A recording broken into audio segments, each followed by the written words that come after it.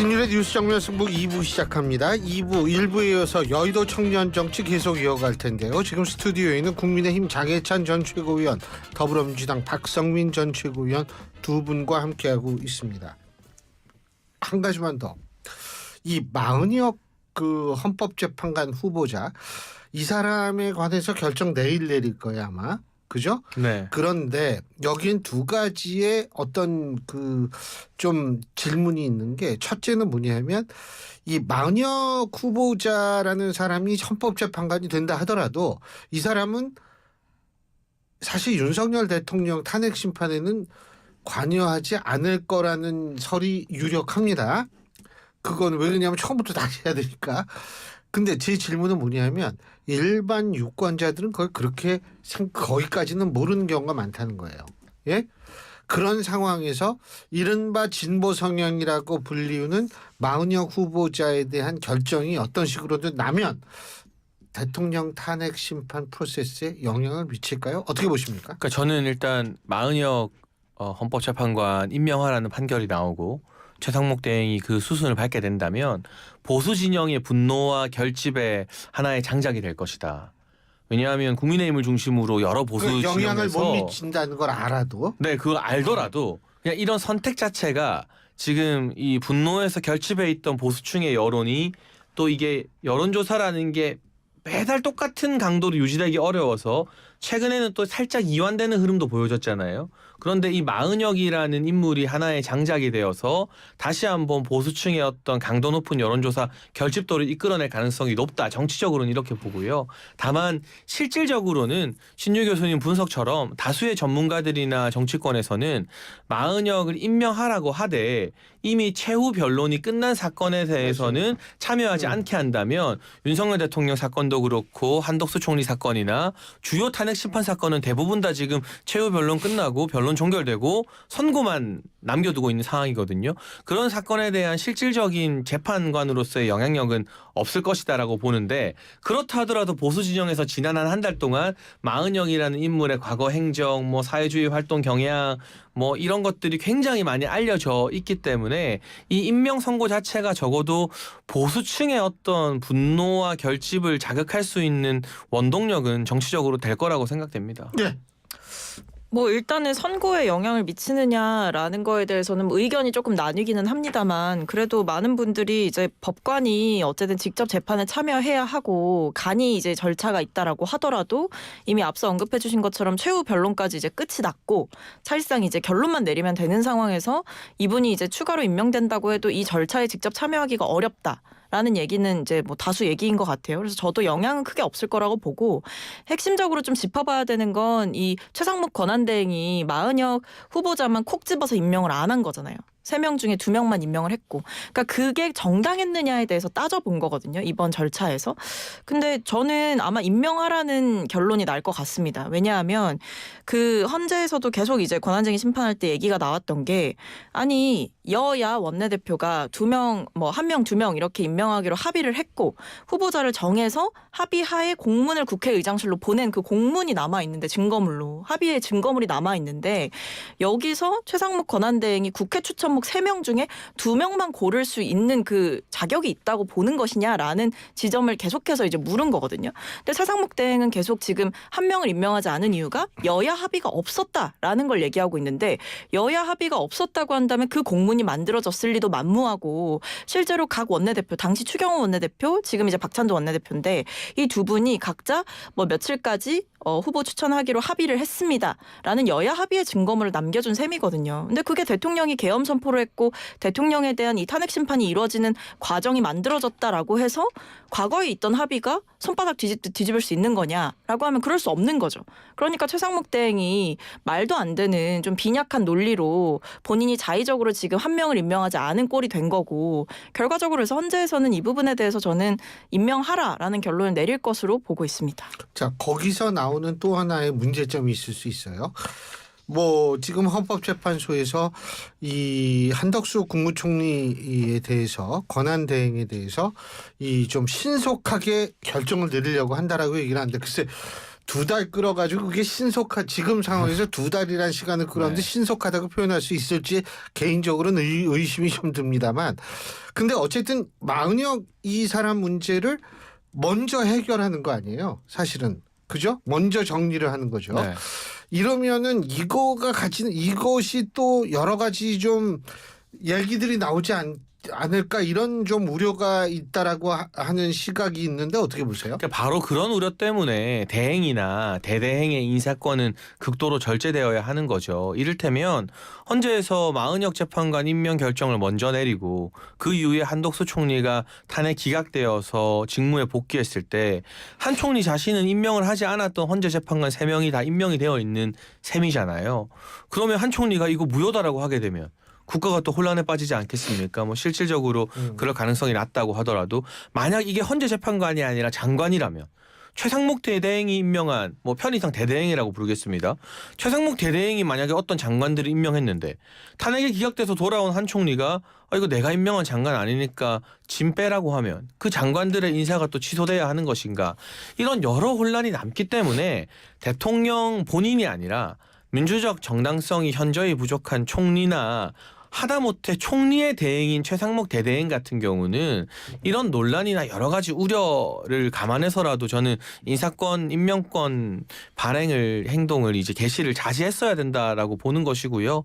한덕수 총리 탄핵 심판이 정말 언론의 관측대로 대통령 탄핵 선고보다 일찍 나게 된다면, 그리고 난다면 저는 4대4 이상의 스코어로 기각 확률이 대단히 높다고 보는데, 직무에 복귀하게 된다면 헌재 재판관 임명권에 대한 문제부터 다시 한번 우리 사회의 또 다른 논란거리가 될 소지가 다분하다고 봅니다. 근데 저는 좀 동의가 어려운 부분은 이제 한덕수 권한대행, 그러니까 뭐 총리가 이제 권한대행이 됐고 그러고 나서 이제 탄핵 소추안이 의결이 되면서 이 탄핵 심판이 이루어진 건데, 직무가 정지된 상태에서 최상목 대행이 한 일들을 한덕수 총리가 복귀했다고 다시 되돌릴 수는 없는 거죠. 왜냐하면 이 탄핵안이 의결된 시점부터 직무가 정지가 되는 거기 때문에 직무 정지된 기간 동안은 그분이 어떤 관여를 할 수 있는 여지도 없고, 그걸 이제 돌아와서 그 본인의 대행이, 그러니까 대통령의 권한 대행이 했던 일들을 갑자기 다시 되돌린다. 이거는 저는 말이 맞지 않는다고 생각해서, 그런 혼란은 오히려 그냥 그러니까 혼란을 만들기 위한 내용에 불과하다. 혼란이 사실은 아닌 것인데 저는 그렇게 생각을 하고, 그리고 이 자꾸 왜 한덕수 권한대행 걸 먼저 안 하냐라고 얘기를 하시지만 어쨌든 처음 있었던 일은 이 헌재 재판관 3명이 비어 있었고 그걸 이제 절차를 거쳐서 국회에서 추천을 했는데 그걸 한덕수 권한대행이 임명하지 않은 게 이제 먼저 일어난 일이었잖아요. 그리고 헌재에서 어쨌든 사안의 중대성과 어떤 이 신속하게 판결할 필요성, 이런 거는 헌재에서 또 결정을 할 수가 있는 거거든요. 예를 들면 대통령의 탄핵 심판을 우선시해서 이 판결을 내리려고 하는 것도 그만큼 이 사안이 중대하고 국가의 위기이기 때문에 그런 것들을 이제 헌재 재판관들이 결정을 하는 거잖아요. 무조건 뭐 먼저 들어온 거 먼저 한다, 이런 식의 이제 기계적인 원칙을 가지고 하는 게 아니라 헌재에서 재량권을 가지고 판단할 수 있는 영역이기 때문에 저는 어떤 뭐 한덕수 권한대행 거부터 먼저 대통령 탄핵 심판보다도 빨리 결론을 내려야 된다, 이런 주장들에 동의를 하지 않았던 이유가 그건 결국 본인들 입맛대로 행동을 하라라는 거거든요. 근데 엄연히 헌재는 독립된 권한을 가지고 있고 본인들의 재량권과 이 권한들을 다 가지고 있기 때문에 저는 헌재의 판단을 존중하는 게 맞다라고 보고 있습니다. 자, 오늘 이재명 대표 선거법 위반 사건 2심 결심 공판이 진행이 됐습니다. 이 대표는 뭐 걱정하지 않는다, 이런 얘기를 한 모양인데, 그리고 특히 이제 우리가 주목해야 될 것, 대통령 당선 시 재판은 중지된다, 이런 해석을 제시해서 또 논란이 되고 있는데 어떻게 보십니까? 네, 일단 좀 어떻게 보면 당사자가 될 수 있는 분이 아직까지 조기 대선 여부도 확실하지 않은데 대통령 당선되면 재판 중단된다, 이런 식의 논란이 분분한 법적 해석을 하는 것 자체가 매우 부적절하다라는 생각이 들고요. 공직선거법은 워낙 첨예한 재판이라 제가 함부로 말씀을 못 드리겠습니다. 다만 1심에서도 완전 유죄가 나온 게 아니라 이재명 대표 측에서 주장하는 고 김문기 전 처장을 모른다라는 단순 발언에 대해서는 오히려 무죄를 줬거든요.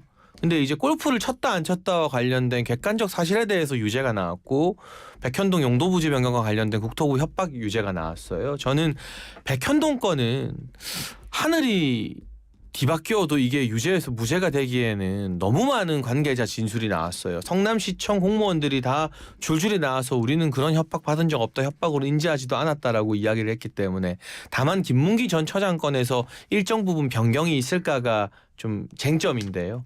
설령 일부 무죄나 양형에 있어서의 완화가 있다 하더라도 중요한 건 공직선거법에서는 벌금 100만 원이냐가 정치적 생명을 다루는 부분이지 이게 징역 1년이 벌금 700으로 감형되고 이런 거는 사실 당사자한테 아무짝에도 쓸모가 없고 크게 의미가 없는 내용입니다. 사실은 법리적인 게 아니라 정치적으로 보면 그런 차원에서 2심에서 일정 부분 무죄나 양형에 뭐 반영이 된다 한들 징역 1년이 저도 뭐 벌금형 정도로나 깎일 가능성은 있다고 보는데 벌금 100만 원 이하로 떨어질까?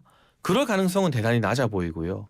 그렇게 됐을 때 이제 이재명 대표가 주장할 수 있는 건 대통령 되면은 재판 중단된다는 건데 그거는 법리학자들 의견이 다 다르고 또 민주당의 대표였던 송영길 전 대표가 과거 대선 때 홍준표 대구시장 대선 후보로 나왔을 때 거론하면서 지금 3심 재판 걸려있다. 대통령 돼도 재판해야 된다. 라고 공개적으로 주장한 바가 있어서 아무래도 이번 2심 선고가 이재명 대표에게 굉장한 고비이자 리스크가 되는 것만큼은 좀 부인하기 어려운 현상 같습니다. 예. 근데 뭐 일단은 이제 뭐 대통령 당선 시에 재판은 중지된다 이런 이제 본인의 해석. 그러니까 사실 제가 그 전문을 읽었을 때는 본인의 어떤 주관적인 의견을 얘기하기보다 이런 이야기들이 있다라는 어떤 법 전문가들의 이야기를 전하기도 했거든요. 그렇기 때문에 질문을 받았을 때 거기에 답변하는 것을 두고 뭐 여러 토론회 장이나 뭐 인터뷰 장에서 나오는 얘기들이잖아요. 그 질문들이. 근데 거기에 답변하는 것을 가지고 본인이 나서서 언론 플레이를 한다 이렇게 보기는 좀 어려운 것 같고 그리고 헌법 84조가 지금 쟁점인 거잖아요. 결국에. 근데 이게 뭐 해석이 분분하다라고 해도 제가 이제 뭐 취재를 해보고 공부를 해보면 결국에 이 헌법 84조의 입법 취지라는 게 그러니까 내란죄나 외환죄를 제외하고는 형사소출을 받지 않는다라고 하는 그 입법 취지 자체가 결국 이 대통령이 직무수행 중에 사법 절차로부터 분리되는 것을 그 목적성으로 한다라고 보이거든요. 그러니까 이 직무수행에 무리가 없도록 그러니까 내란죄나 외환죄 같은 큰 죄가 아닌 이상 나라를 혼란에 빠뜨리는 그런 죄가 아닌 이상 사법 절차로부터 멀리하게끔 하는 그 취지가 있기 때문에 결국 이미 기소가 되었든 아니든 아니면 재판이 진행 중이든 아니든 뭐 재판까지도 포함해서 이 절차가 다 중지된다라고 보는 게 맞지 않을까라는 게 개인적인 생각입니다.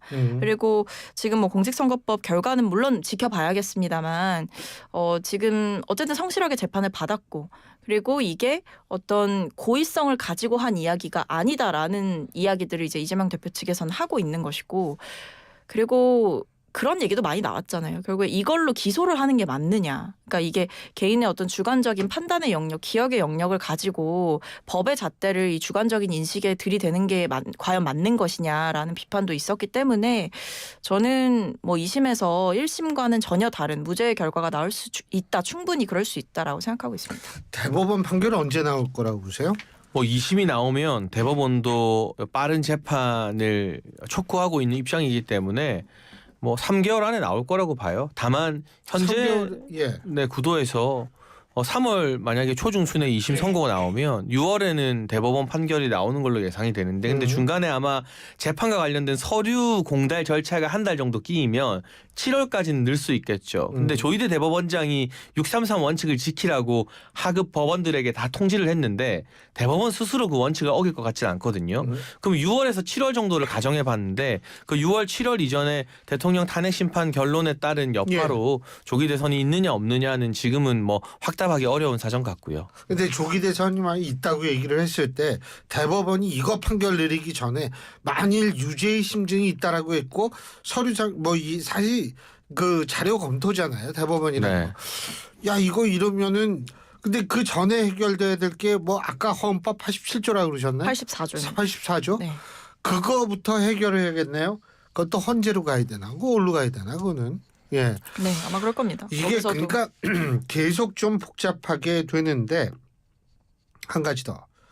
이 명태균 씨 문제요. 지금 계속 명태균 씨하고 윤석열 대통령 부부의 통화 녹취록이 공개가 되고 있습니다.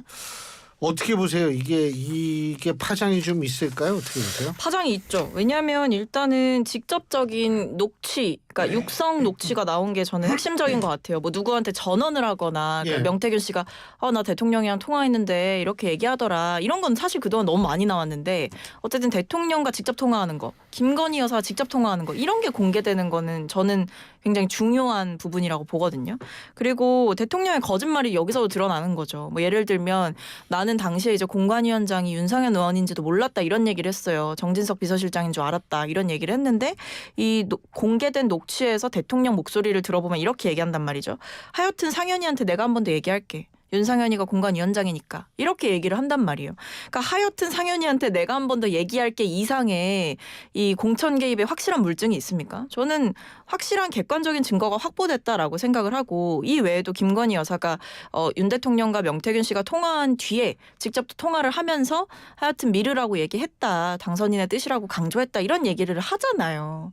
그러면서 공천에 대해서 얘기를 나누잖아요. 이거는 저는 너무 명확한 상황이 제시가 됐고 여기에 대해서 검찰이 더 망설일 이유가 뭐가 있겠느냐. 그리고 검찰이 만약에 계속 미적거린다라고 한다면 특검의 필요성은 더 커지는 걸로 가는 거라고 봐요. 그래서 결과적으로 지금 국민의힘에서는 뭐 이게 뭐 보수 진영의 대권 주자들에게 영향을 미치려고 지금 이런 법안을 하는 거 아니냐라고 하지만 아니 지금 나오고 있는 내용과 녹취록과 명태균 씨의 폭로와 그 여러 정황들이 다 보수 진영의 정치인들을 가리키고 있는데 이것도 이재명 대표가 시켰다고 할 겁니까? 본인들이 다 한 거잖아요. 그러니까 저는 여기에 대해서 특검법을 거부할 명분도 없고 그리고 더 이상 명태균 씨의 어떤 허장성세에 불과하다라고 축소시킬 사안도 아니다 이렇게 보고 있습니다.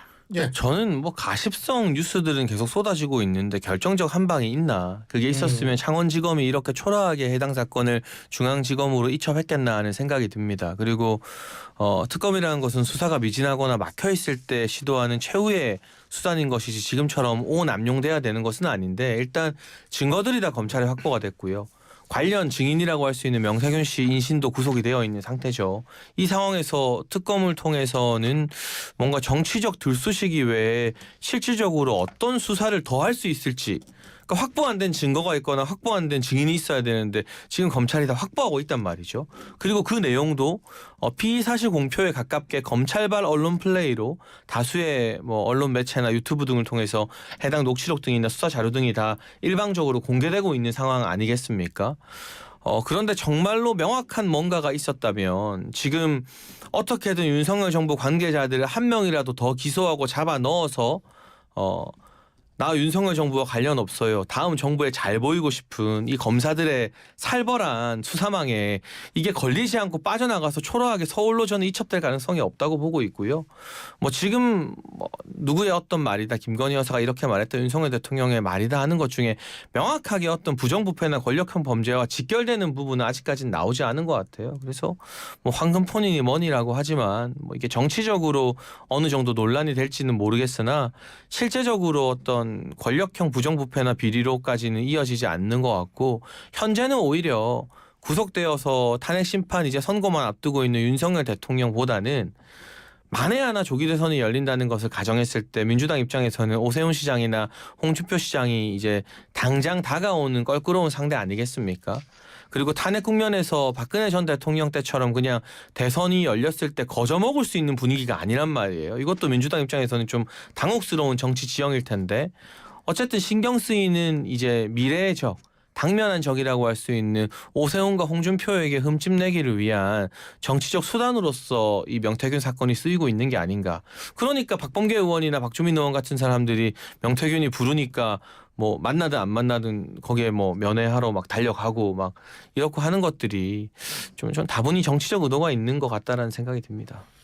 근데 이게 어쨌든 핵심은 김건희 여사에 대한 조사가 이루어지지 않고 있었다라는 게 저는 핵심이라고 봐요. 사실 여기서 핵심 인물은 뭐 강혜경 씨라던가 뭐 김영선 전 의원이라던가 뭐 핵심적인 인물이죠.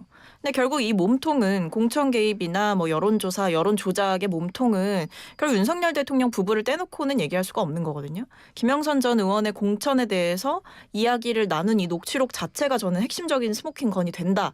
이것보다 확실한 물증은 없다라고 보고 뭐 대통령은 뭐 지금 내란죄, 외환죄 제외하고는 형사수추가 될 수 없는 상황이니 그렇다 치더라도 김건희 여사는 아니잖아요. 김 여사는 충분히 수사하고 조사할 수 있거든요. 그리고 해야 되는 거고요. 통화하는 육성이 공개가 됐는데 이 상황에서 검찰이 뭔가 미지근하게 나온다. 그리고 창원지검에서도 사실 중앙지검으로 보낸 것 자체가 대통령 부부를 이제는 좀 겨냥하려고 하는 거 아니냐라는 여러 해석도 있었거든요. 본인들이 지금 감당이 안 되니까. 수사에서도 너무 비판을 많이 받았고. 그러니까 지금 근데 여전히 검찰이 수사보고서를 작년 11월에 작성하고 나서도 그 뒤에 수사에 진척이 없었다. 그렇기 때문에 특검의 필요성이 더 강조가 되고 있는 거거든요. 지금까지 윤석열 정권에서 보여준 특히 김건희 여사와 관련된 수사에 임하는 검찰의 모습이 굉장히 좀 김건희 여사가 마치 법위의 성역처럼 여겨지는 면이 있었어요. 과거 이제 황제 조사 같은 것도 문제가 됐었던 거고 김건희 여사에 대해서 제대로 조사를 안 한다. 관련된 혐의에 대해서 이런 부분이 지적되고 있기 때문에 저는 김 여사를 제대로 수사하느냐 아니냐가 핵심일 것 같습니다. 대선에 미치는 영향. 당연히 이제 만일 조기 네. 대선이 있다고 가정을 했을 때. 일단 두 가지가 있을 것 같은데요. 일단 첫 번째로는 보수 전체 지형이 안 좋겠죠. 왜냐하면 어떻게 보면 대통령이 저지른 이 계엄에 플러스 알파가 되는 거거든요. 그러니까 명태균 씨가 처음에는 그냥 헛소리 하는 거 아니냐라고 여권에서 일축하려고 했지만 뭐 나눈 메시지도 공개가 되고 통화 녹취도 육성으로 공개가 되고 이러면 더 이상 이건 무시할 수 없는 리스크인 게 분명하고 전체에 영향을 줄 수 있는 거고 또 하나는 뭐냐면 보수 진영 내부에서 갈라질 수 있는 거죠. 명태균 리스크와 그러니까 명태균 게이트와 직접적으로 연관이 있는 후보들과 그리고 관련이 없는 후보들. 뭐 예를 들면 관련이 있는 사람들은 오세훈 시장이나 홍준표 시장이 될 수가 있는 거고 관련이 없는 사람 뭐 한동훈 대표, 전 대표 이런 분이 될 수가 있는 거죠. 그럼 이런 의혹이 있으면 덮고 넘어가겠습니까? 경선 과정에서 이게 치열하게 맞붙을 수밖에 없어요. 그럼 보수진영 내부가 갈라질 수밖에 없겠죠.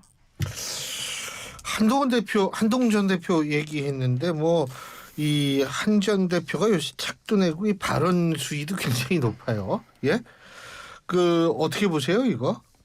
한 전 대표 입장에서는 어떻게든 이슈를 다시금 선점해야 되는 상황이고 과거에는 이제 보수 진영 내부에서 지지율이 높은 선두주자였다면 예. 지금은 본인은 배신자 프레임이라고 생각하겠지만 제가 듣기로는 보수 지역이나 이제 대구 경북 같은 데서는 유승민 전 의원보다 비호감도가 더 높다고 해요.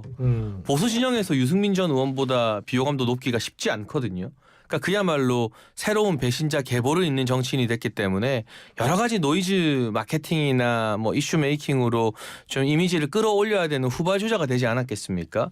그래서 이재명 대표와 이렇게 거칠게 설전을 나누는 게 한 전 대표 입장에서는 당연히 플러스일 거고요. 이재명 대표 입장에서도 본인이 응수를 해주면 한 전 대표한테 언론에 관심이 더 많이 간다는 걸 알고 있을 겁니다. 근데 제가 객관적으로 봤을 때 지난 1, 2년 동안 저와 마주했던 민주당 패널과 친명계 정치인들은 항상 한동훈 전 대표에 대해서만큼은 이상할 정도로 늘 우호적이었거든요.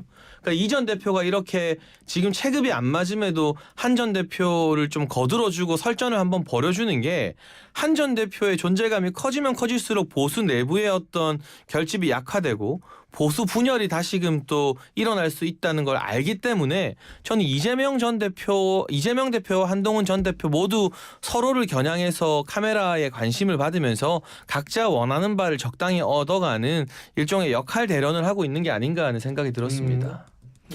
한동훈 대표는 아마 고민이 많을 것 같아요. 왜냐하면 다시 등판하려고 하잖아요. 근데 이 상황에서 본인이 주장했던 이 계엄은 잘못됐다, 대통령 잘못됐다 이 얘기를 정면으로 아마 하고 싶었을 터인데 사실 그게 상식적으로도 맞고 근데 지금 보면 이 보수 지지층이 결집하게 되면서 대통령 지지층을 누가 계승하느냐의 싸움으로 이 여권이 이제 재편되다 보니까 한 대표의 입지가 좁아진 상황인 거고 그럼 이때 한동훈 대표가 할 수 있는 건 뭐냐 계엄 얘기에 대해서는 최대한 말을 아끼면서 이재명 대표 때리기로 이제 선회를 하겠죠. 근데 이거는 이미 저는 총선 때 한동훈 대표가 보여준 이미 써버린 카드라고 생각을 하거든요. 근데 결과적으로 보면 총선 때 참패했고 그러면서 이 한 대표의 어떤 정치력에 굉장히 큰 금이 갔잖아요. 근데 이걸 실패한 카드를 또다시 들고 나온다? 이거 너무 얕은 수 아닌가 싶어요. 근데 저는 그래서 주목하고 있는 게 지금 보면 뭐 친한계에서 김상욱 의원 단톡방에서 이제 쫓아냈다 이런 얘기 나오잖아요. 그러면서 김상욱 의원도 친한계가 친윤계랑 다시 뭔가를 해보려는 것 같다 이런 얘기도 하시더라고요. 그러니까 한동훈 대표가 오락가락 정치를 할 거냐 아니면 초지일관 정치를 할 거냐 이 기로에 서 있다고 생각해요. 한 대표가 얕은 그 이제 계산을 돌려서 예. 뭔가 대통령 측도 갖고 싶고 중도층도 갖고 싶다 이런 판단을 하면 저는 오히려 정치적으로 입지가 더 작아질 수밖에 없을 거다 이렇게 보고 있습니다. 예, 오늘 말씀 여기까지 듣죠. 두 분 말씀 오늘 고맙습니다. 예, 지금까지 국민의힘 장해찬 전 최고위원, 더불어민주당 박성민 전 최고위원 두 분과 함께했습니다.